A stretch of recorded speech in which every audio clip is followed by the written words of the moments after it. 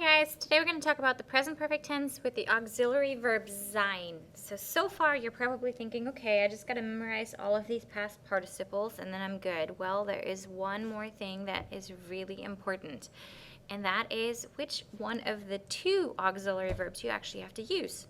So far all of the verbs that we have done have had haben. So you've learned a bunch of them with haben. Now haben is the one that you're going to use most of the time. So sein was your second option. Of course, haben means to have, and sein means to be. Not that that is really of key importance for this one. So sein gets used in two instances, with of course some exceptions where you just have verbs that use sein. The two instances though are, one, a change of state. So what do you think a change of state could be? Well, a change of state is, for example, if you're asleep and you're waking up. You're going from being asleep to being awake. If you're alive and you die, so dying, drowning, anything that involves you going from being alive to being dead, that's considered a change of state. So change of state is one. The other one is a change of location. Change of location. Now this is really important that you remember this as a change of location. A lot of students like to just think, oh, it's whenever something is moving, and that is a simplification of this statement.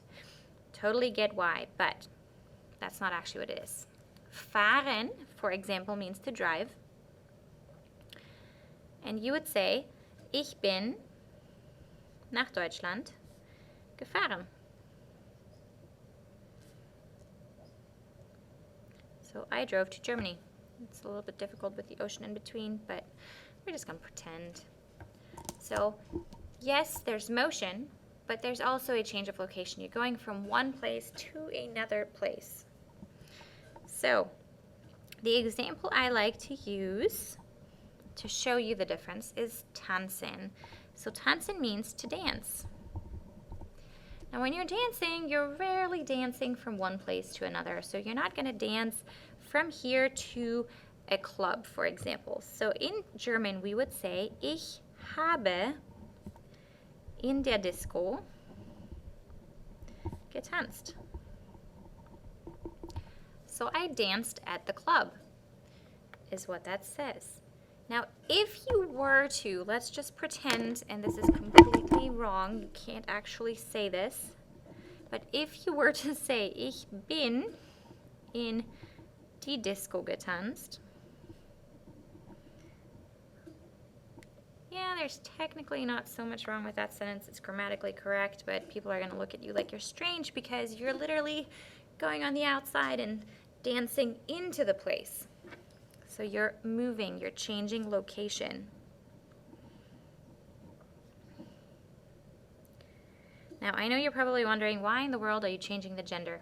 Now, that is something called two-way prepositions, and you're going to learn those when we hit Chapter 8. That is probably going to be the very end of this semester, possibly the beginning of next year. But we have this change of location. That is the key. So tanzen is one, when you're learning it, that I want you to learn with haben. Because more than likely, you're talking about a situation where you're not dancing into any place, you're just dancing. Now what I'm going to do is I'm going to show you guys a page from your workbook, and that page actually has some examples for you guys on verbs that are using the actual sein as your auxiliary verb. Sorry. So here are some examples that they've chosen. They're going to go with fahren, fliegen and gehen, kommen, reisen and wandern. So to drive, to fly, to go or to walk, to come, to travel, and to hike. Now all of those make perfect sense because you have that change of location when you're doing those things. Change of state they refer to as change of condition, same thing. You have werden, you have sterben, and you have passieren. Now passieren is the one that's probably a little bit odd, but to happen, just go with it. It's a change of state. Something happened to something, so it's different. These two are prime examples of what I was saying, that they're just irregular. So bleiben, to stay or to remain.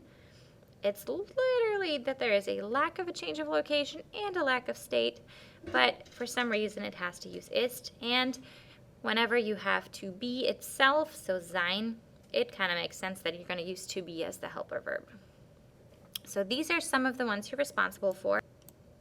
But of course, you're going to learn more as we go through. So make sure that you're checking on Quizlet. That has the past participles. And I've also added in whether or not it is the verb to be as the helper verb. So that is marked for you guys. Hopefully you've been studying those past participles. Check the note to make sure that you know what you're supposed to be completing after the lesson.